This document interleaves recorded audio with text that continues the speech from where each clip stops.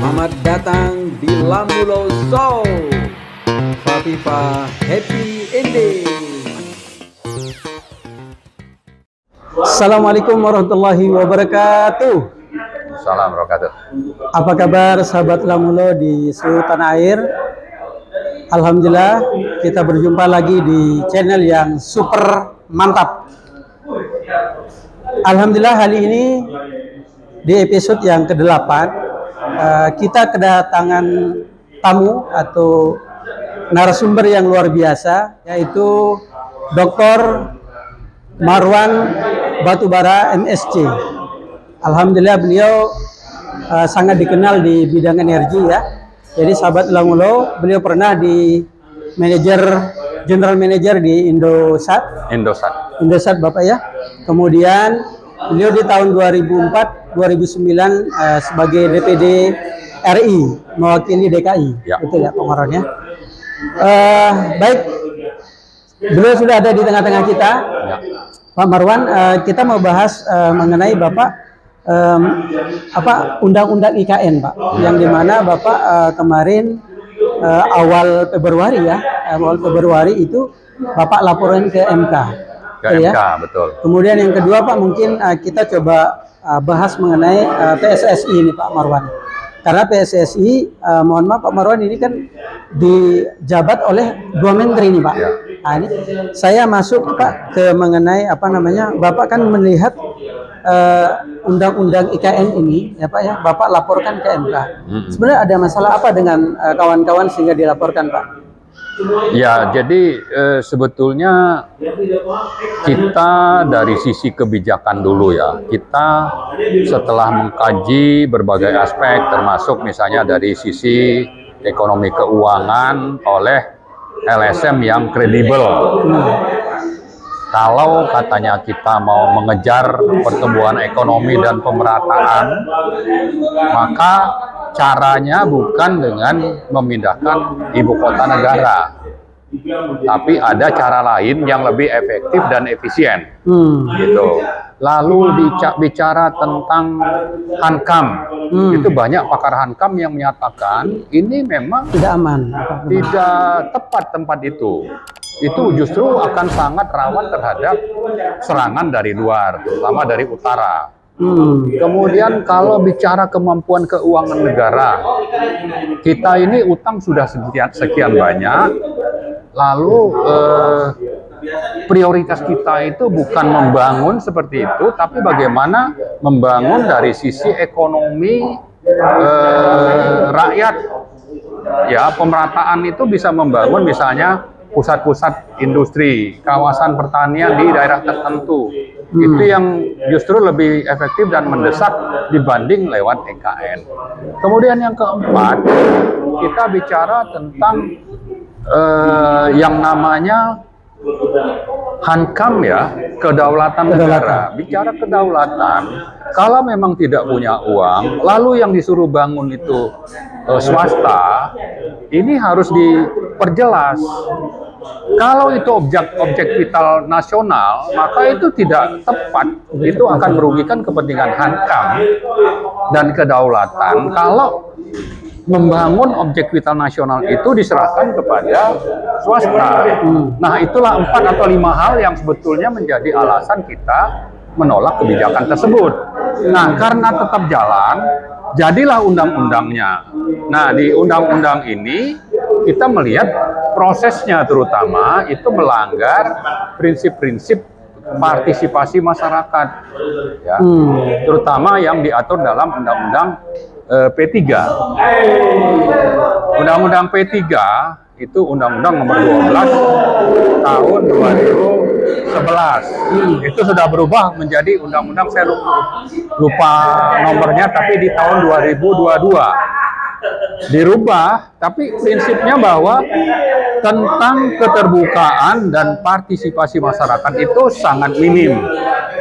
Dan minimnya itu mengalahkan minim waktu MK mereview Undang-Undang Ciptaker. Nah, ini juga udah yang sudah nih Pak ya. Judicial review oleh MK waktu digugat oleh sekelompok masyarakat. ya Undang-Undang Ciptaker itu dinyatakan inkonstitusional bersyarat. Artinya kenapa? Alasannya begitu kita baca dalam putusan MK itu ternyata memang prosesnya itu melanggar aturan, melanggar konstitusi dan melanggar Undang-Undang P3 tadi. Itu Ciptaker. Nah, kita bandingkan proses dan bagaimana undang-undang itu dibentuk, terutama melibatkan masyarakat. Ternyata prosesnya lebih parah dibanding waktu Ciptaker untuk IKN ini. Malah yang namanya konglomerat kayak Sinarmas itu sempat dikunjungi oleh DPR untuk membahas, sementara masyarakat luas itu tidak ada dilibatkan ya Pak ya. Betul. Nah, artinya apa? Artinya bahwa kalau Ciptaker saja ditolak, dinyatakan inkonstitusional, meskipun ada tanda embel-embel bersyarat, ini juga bermasalah sebetulnya nih, putusan ini. Tapi artinya bahwa kalau prosesnya lebih parah, mestinya otomatis ini ditolak. Ternyata kan tidak. Betul. Sebentar Pak Marwan, karena Bapak menyinggung tadi Undang-Undang Ciptaker ini kan disahkan akhir tahun ya Pak ya, 2022 ya, akhir. Putusannya itu di perpunya Pak. Itu lain lagi. Itu mestinya mereka tidak boleh keluarkan perpu. Karena gini Pak, setahu kita kalau tidak ada kegentingan yang mendesak, perpu itu kan dibutuhkan. Itu artinya undang-undangnya ditolak, maka MK bilang inkonstitusional. Tapi oke, kalau Anda tetap mau ini berlaku, selesaikanlah dalam waktu 2 tahun. Sampai nanti akhir 2023. Ini mereka tidak mau tuh cari-cari alasan, sehingga itu mereka abaikan lagi putusan MK itu, mereka terbitkan perpu. Artinya ini pelanggarannya sudah berlipat-lipat gitu. Melanggar waktu bikin undang-undangnya, kemudian melanggar waktu MK sudah putuskan nunggu 2 tahun. Kemudian yang ketiga mereka cari-cari yang namanya justifikasi. Justifikasi itu kan harusnya kegentingan mendesak. Ini tidak ada kegentingan mendesak. Artinya, mohon maaf, ini perpu ini kan sekarang bagaimana DPR, betul Pak ya? Iya. Artinya posisi DPR sekarang sudah disahkan apa gimana Pak? Saya tidak mengikuti, saya belum mengikuti, tapi saya nggak yakin akan ada yang nolak. Karena ini kan sudah satu paket, namanya eksekutif sama legislatif, terutama di KIB itu ya satu suara itu. Coba berbeda suara ya saya kira bisa dapat sanksi, bisa nanti ketuanya ditangkap, dipenjara dan sebagainya. Jadi saya tidak yakin akan ada yang berbeda suara. Gitu. Untuk mengenai perpu yang sudah keluar ya. Jadi kembali tadi, motif kita menggugat Undang-Undang IKN pertama karena motif dari keamanan, pemindahan itu dengan dilihat dari berbagai aspek ya, bicara hankam keuangan negara, pemerataan, pembangunan ekonomi, masalah hankam kedaulatan kaitannya dengan Fitnas, sebetulnya itu sesuatu yang sudah sangat jelas untuk ditolak. Nah, kemudian yang kedua, kita gugat ke MK karena kita lihat prosesnya juga bermasalah. Konglomerat dapat kesempatan, rakyat tidak dapat kesempatan. Lalu yang ketiga, ternyata aturan-aturan esensial yang harusnya dirumuskan di dalam undang-undang itu tidak ada, tidak banyak. Tidak banyak ya Pak. Ya, artinya itu sudah melanggar kaidah-kaidah pembentukan undang-undang. Undang-undang itu harusnya detail, terutama untuk masalah-masalah esensial. Betul. Ini hanya disebutkan nanti diatur dalam PP ini, dalam Perpres ini. Artinya yang prinsip itu diserahkan kepada eksekutif tanpa keterlibatan legislatif. Inilah 3 masalah besar. Kenapa ini harus ditolak rakyat? Itu juga salah satu alasan kita menggugat itu supaya rakyat sadar ini ada pelanggaran serius oleh rezim Jokowi. Nah, ternyata kan jalan terus. Betul. Ya kan? Ada investor yang awalnya katanya banyak yang akan invest, satu persatu mundur. Belakangan awalnya katanya APBN cuma sekitar 49%. Sekarang tapi kenyataannya bisa saja jadi 70-80% atau malah lebih. Dari mana uangnya? Lewat utang. Gimana dengan kemiskinan? Orang miskin meningkat. jumlahnya, populasinya. Gitu. Oke. Itulah saya kira. Jadi gini Pak Marwan, kalau saya melihat Pak ya, kalau kita bicara tadi tidak ada kegentingan untuk IKN tadi, karena mohon maaf kondisi negara kita seperti ini. Yang kedua, Jakarta ini adalah kota bersejarah, betul Pak ya? Ya. Kemudian secara budaya, ya kan, kemudian pahlawan kita banyak lahir di Jakarta. Bagaimana melihat dari segi budaya ini Pak? Dari segi budaya. Jadi Pak Marwan, kalau bicara sejarah, budaya dan sebagainya, itu sudah cukup alasan untuk mengatakan itu tidak pindah, gitu loh. Jadi masalahnya kan kita meskipun bicara punya alasan yang objektif sebanyak-banyaknya oleh orang-orang ahli, kalau kekuasaan oligarkis sudah seperti itu, memang tidak melihat itu lagi Pak ya? Yang kita ungkap itu tidak akan ada yang memperhatikan. Ya. Mereka anggap angin lalu aja. Ya. Dan ini sudah banyak sih, bukan cuma di sektor IKN ini, di sektor minerba misalnya, tambang nikel. Orang TKA Cina bisa masuk, sementara orang kita waktu COVID itu tidak boleh pindah. Tidak boleh keluar dan lain-lain keluar ya? dari wilayahnya. Seperti itulah. Oke. Ya. Belum lagi nanti kalau kita kaitkan dengan bahwa ini Cina mestinya dilarang untuk kerja kasar. Itu sampai tukang las satpam pun dari Cina. Nanti kita lihat lagi ternyata gajinya itu lebih dari 3 kali lipat dibanding gaji orang pribumi. Ya, belum lagi nanti kalau bicara tentang bagaimana menambang nikel yang membuat nanti ada biji nikel kadar rendah yang terbuang. Dan jumlahnya itu kalau di total nanti sampai itu habis bisa sampai 700 triliun kehilangan itu. Baru dari situ saja. Belum lagi mereka dapat insentif fiskal, insentif pajak. Kemudian bicara misalnya level kadar nilai tambah itu. Nilai tambah itu bisa misalnya sampai 7 kali lipat. Ternyata di Indonesia cuma 4 kali lipat. Sisanya itu di Cina gitu. Jadi yang kita hasilkan itu barang setengah jadi atau mungkin 1/5 jadi gitu. Siapa yang menikmati? Artinya keluar semua Pak? Di Cina. Itulah sebetulnya yang sudah kita sampaikan, dan dari IRES saya itu ngirim ke lebih dari 20 menteri. Ke DPR kita presentasi. Tapi kalau memang pemerintahan ini, baik yang ada di eksekutif, di partai-partai, di DPR ini sudah memang budek, tidak sudah mendengar memang lagi ya, buta tidak tuli, mau Pak, ya? mendengar aspirasi meskipun kita punya argumentasi yang bisa dipertanggungjawabkan. Memang kita tidak banyak berharap. Karena itu ya rakyat harus paham, ya kan? Kalau bisa ya supaya rezim ini diakhiri. Seperti itu. Itu Pak. Baik. Oke. Saya pindah ke satu topik lagi Pak. Oke. Saya mengenai apa namanya? PSSI Pak ya. Ya. Kita tahu ini yang mimpin PSSI yang terbaru ini kan 2 menteri nih Pak. Ya. Sedangkan Bapak udah pernah di BUMN, kemudian Bapak juga di DPD RI. Ini secara aturan Pak, secara aturan hukum ini kan banyak yang dilanggar nih Pak. Ya, Karena ya. Pak tidak boleh menjabat ya atau double jabatan Pak yang dibayar oleh PBN gitu, atau BUMN Pak ya. Nah, ini bagaimana menurut Bapak pandangan ini? Ada apa nih Erick Thohir dan wakilnya sebagai menteri juga nih Pak? Oke, sebelum saya jawab itu, kita perlu menyampaikan kepada publik bagaimana perilaku dari pemerintahan Jokowi ini dalam mentaati hukum. Iya. Karena kita tahu, mohon maaf Pak, sebelum lanjut, kita tahu Pak Jokowi kan selalu bilang bahwa tidak boleh rangkap jabatan. Tapi kenyataannya seperti apa? Iya, saya cuma mau bilang begini, bahwa Pak Jokowi itu kalau bicara hukum, penegakan hukum dan konstitusi itu sangat-sangat bermasalah.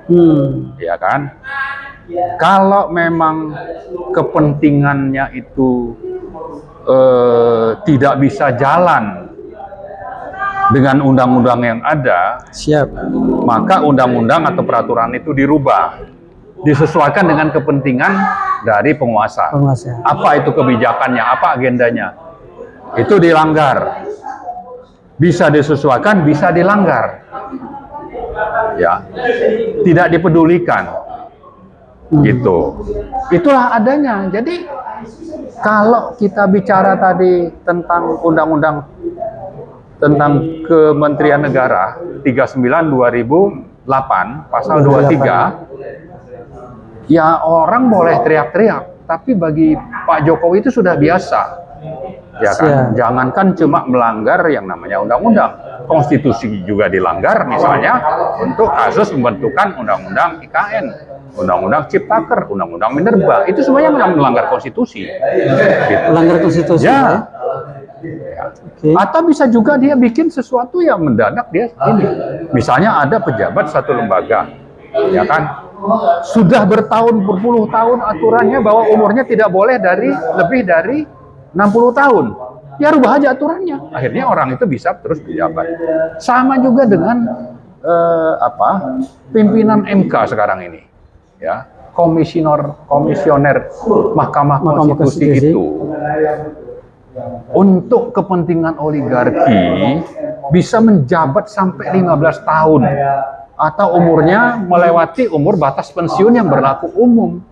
Dalam rangka apa itu? Dalam rangka mengakomodasi kepentingan pemerintah kalau nanti ada undang-undang yang direview. Apakah boleh dikatakan orang-orang mereka? Iya, untuk supaya dengan begitu agenda dan kebijakannya itu bisa tetap jalan gitu. Jadi lupakanlah kita bicara tentang melanggar aturan. Ya. Nah, yang lebih penting kita perhatikan apa motifnya. Ya. Bicara motif ini gimana, Pak? Nah, saya bicara tadi ya, minimal kita bicara motif secara umum. Kalau untuk kepentingan negara, bangsa, dan rakyat, PSSI pimpinannya itu harus yang terbaik agar prestasi meningkat, dan kalau bicara bola, peringkat dunia itu naik menjadi lebih baik. Kalau sekarang di 150-an, dengan ketua baru diharapkan bisa menjadi 140-an level dunia. Betul. Kan gitu. Kita bicara prestasi untuk mengharumkan nama bangsa. Sekarang ini 150, saya lupa, tapi intinya di atas 150. Betul. Dan itu sudah bermasalah lah sejak kapan. Nah, siapapun mungkin ya selama ini memang kita belum dapatkan yang memang punya kemampuan ya, tapi bukan juga itu satu-satunya menjadi faktor. Artinya orang yang mengerti bola banget gitu, Pak. Ya, belum ada saya begini, bahwa dengan kondisi negara, presiden, kementerian, rakyat dan sebagainya, kita bicara variabel. Salah satu variabel untuk meningkatkan prestasi itu adalah pimpinan PSSI. Ada variabel lain misalnya bibit-bibitnya, iklim kondusif, dukungan negara dalam hal finansial, kebijakan dan sebagainya. Banyak faktor. Tapi pimpinan PSSI itu salah satu faktor yang bisa menaikkan. Ya kan? Nah, ini yang kita harapkan dengan pergantian itu prestasinya naik. Oke, itu satu motif. Motif kedua itu motif prestasi yang pertama. Motif yang kedua itu motif keuntungan. Oke, dengan ketua PSSI nanti liga yang profesional itu bisa meningkatkan prestasi, tapi pada saat yang bersamaan bisa meraih untung. Oke lah, kita bisa mengerti dia bikin klub sepak bola, dengan dia bikin klub itu berarti ada perputaran kompetisi tahunan secara rutin. Dengan begitu nanti timbul bibit-bibit pemain nasional yang mumpuni, yang bisa berkiprah secara internasional. Nah, tapi untuk itu kita kasih kesempatan pemilik klub itu untuk dapat untung. Ya, jarang sekali kan klub bikin bola itu pengusaha itu bikin klub bola untuk hanya sekedar sosial. Ada mungkin. Ada laba di situ yang dilihat, Pak ya. Nah, pasti ada. Tapi yang itu mungkin ada 1-2, sangat minim. Ya karena yang ketiga motifnya adalah untuk mencari popularitas dalam rangka pemilu. Dengan ada kaitan dengan pemilu karena karena dia mungkin dengan memimpin PSSI orang mengenal dia secara nasional. Waktu nanti pemilu dia bisa dipilih. Dan itu saya kira normal-normal saja, ya kan?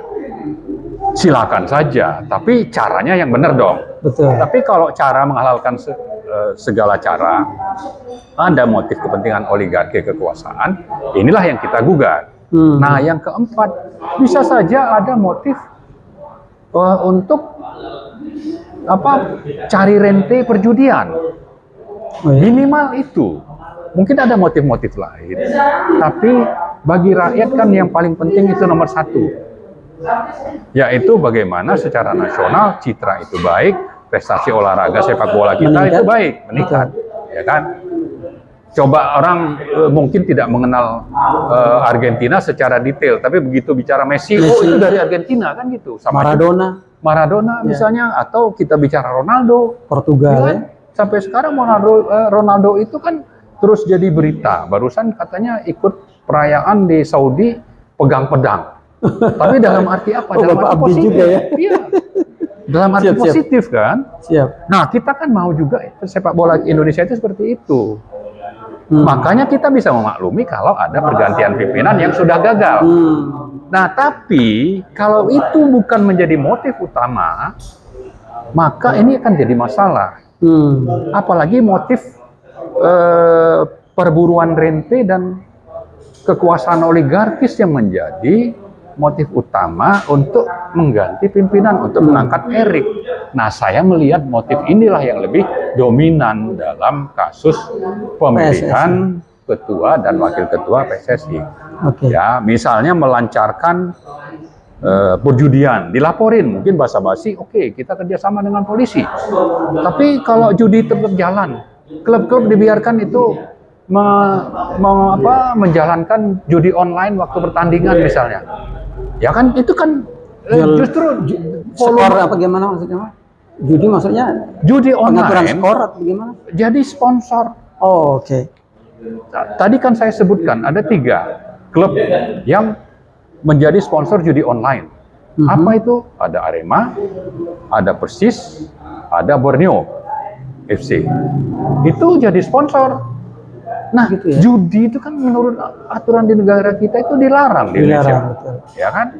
Tapi kalau ini menjadi legal dan memang ini orang-orang kalangan tertentu itu sangat gandrung main judi, ya kan? Maka ini jadi masalah bagi kita. Lalu juga disebutkan ada money laundry, ada uang-uang kotor dari mana-mana dipakai untuk beli sepak bola, beli klub sepak bola. Atau ada misalnya tadi saya sebut juga tentang keterlibatan Wilmar mendukung anaknya Jokowi untuk punya saham di Persis Solo. Oh, ini yang di Persis Solo ya? Iya. Mana Jokowi punya? Saya belum begitu update. Gibran sama Kaisang bersama Erick Thohir itu punya saham di Persis Solo. Nah, kalau ini cara-caranya benar, oke. Tapi kalau nggak benar, nah ini kita mau supaya ini hilang gitu. Jangan ada suap menyuap dalam rangka kepentingan oligarki. Ada money laundry, ya. Ada yang namanya politik untuk pencitraan. Ada misalnya BUMN itu jadi sponsor klub sepak bola tertentu. Ya kan, Erik memang bilang saya tidak masalah kalau ada BUMN yang jadi sponsor. Nah, kita bicara sponsor itu harusnya wajar. Mana ada yang namanya direksi BUMN kalau sudah diperintahkan menterinya, kamu sponsori klub itu, kamu pasti dia akan ngikuti. Iya, cuma Erik kan bisa bilang saya tidak campur tangan. Iya, secara terbuka enggak, tapi di balik meja bisa saja kan. Kita bicara bisa saja. Bisa saja ya. Bisa saja. Ada kemungkinan. Ada kemungkinan besar.